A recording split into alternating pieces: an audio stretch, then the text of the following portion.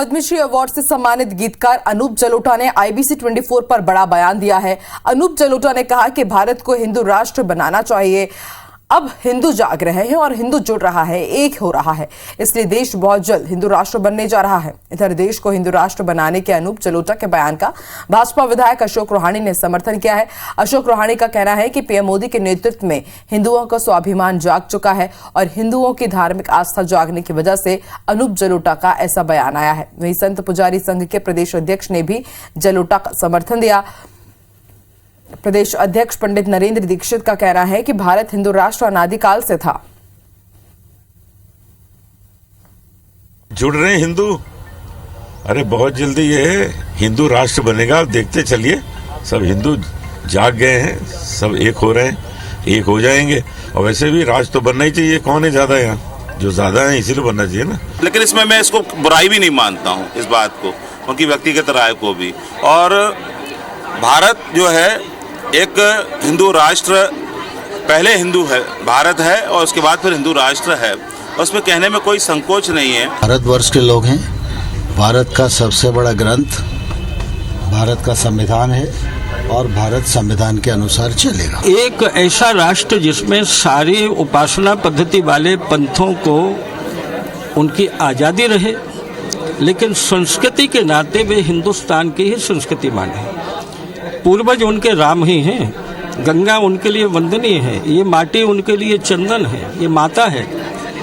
एक ऐसे राष्ट्र की बात जलोटा जी कर रहे हैं तो अच्छी बात कर रहे हैं। तो बहुसंख्यक के हिसाब से भारत पाकिस्तान का यदि बंटवारा हुआ तो उन्होंने अपना इस्लामिक राष्ट्र बना दिया, और यहाँ जब बहुमत में हिंदू थे तो अभी तक ये हिंदू राष्ट्र नहीं बनाया और हिंदुओं को धोखे में रखकर हिंदूवाद के नाम की राजनीति लोग करते रहे। इस संविधान पर बार बार जनता वोट देके अपनी मोहर लगा रही है।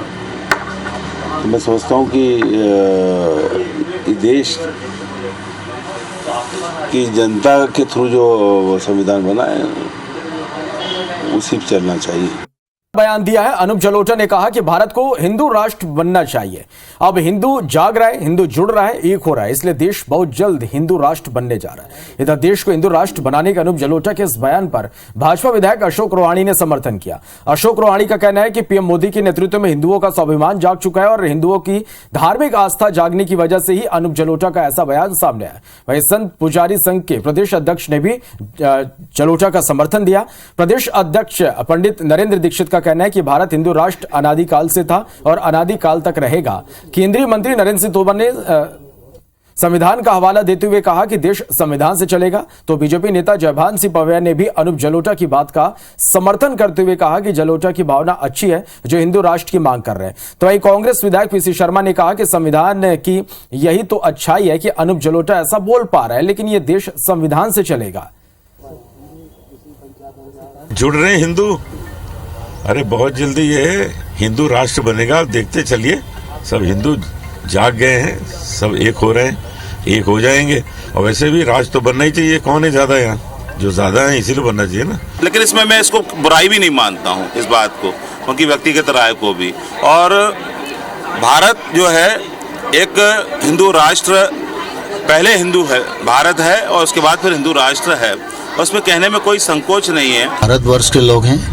भारत का सबसे बड़ा ग्रंथ भारत का संविधान है और भारत संविधान के अनुसार चलेगा। एक ऐसा राष्ट्र जिसमें सारी उपासना पद्धति वाले पंथों को उनकी आज़ादी रहे, लेकिन संस्कृति के नाते वे हिंदुस्तान की ही संस्कृति माने। पूर्वज उनके राम ही हैं, गंगा उनके लिए वंदनीय है, ये माटी उनके लिए चंदन है, ये माता है।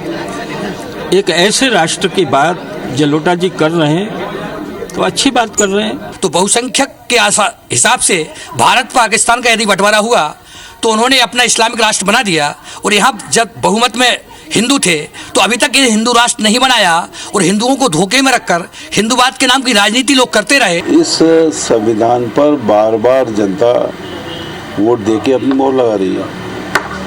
तो मैं सोचता हूँ कि देश की जनता के थ्रू जो संविधान बना है उसी पर चलना चाहिए।